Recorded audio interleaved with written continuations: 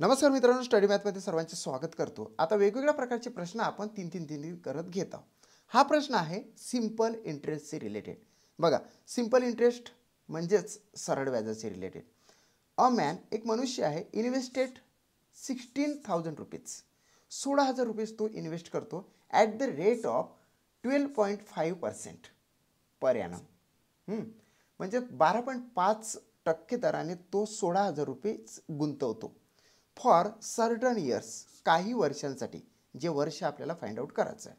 And the amount becomes 32,000. म्हणजे 16,000चे त्याला परतावा मिळतो, ते म्हणजेच 32,000 रुपये 12.5 दराने.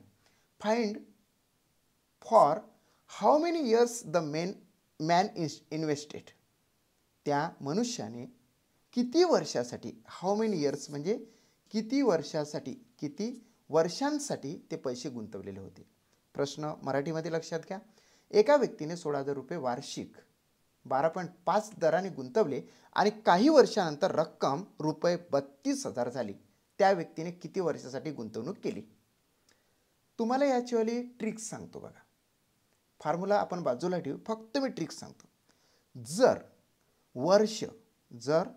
वर्ष अर्थात काळ विचारलेला असेल किंवा रक्कम विचारलेली असेल, म्हणजे मुद्दल विचारलेली असेल, आणि सोबतच काळ विचारला असो, मुद्दल विचारलेला असो, किंवा दर म्हणजेच पर्सेंटेज विचारलेला असो, या तिघांसाठी सुद्धा आपल्याला पकडायचं आहे ते म्हणजेच व्याज.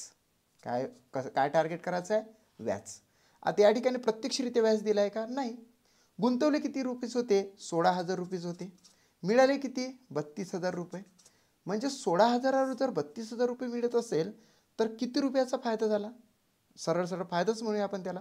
तर त्या ठिकाणी किती रुपीज व्याज झालं असं म्हणावं लागेल. तर 32,000मधून 16,000 रुपीज गेले तर 16,000 रुपीज व्याज आलेलं आहे.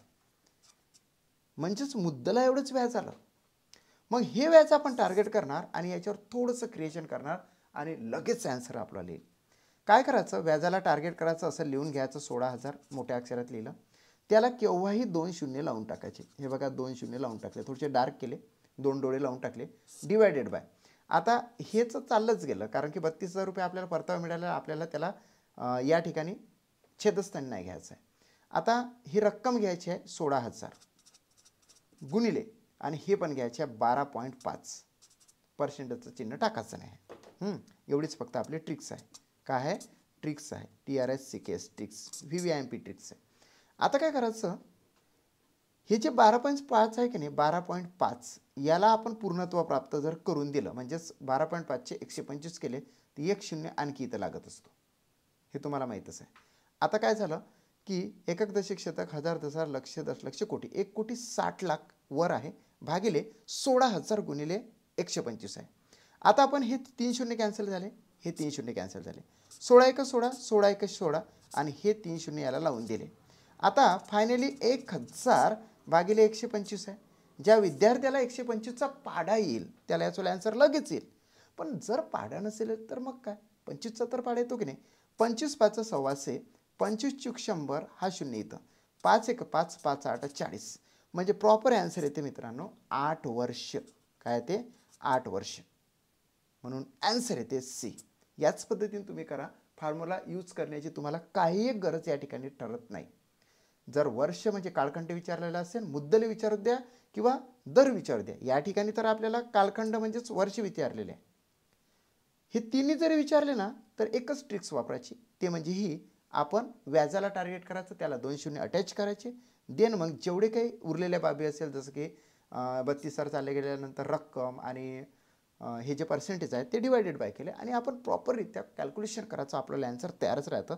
जसं की या ठिकाणी 8 वर्ष हे प्रॉपर ॲन्सर आलेला आहे. ओके, चला दुसरा प्रश्न आपण घेऊ, जो की क्वाड्रॅटिक इक्वेशनचा आहे. तुम्हाला माहीतच आहे, नेहमी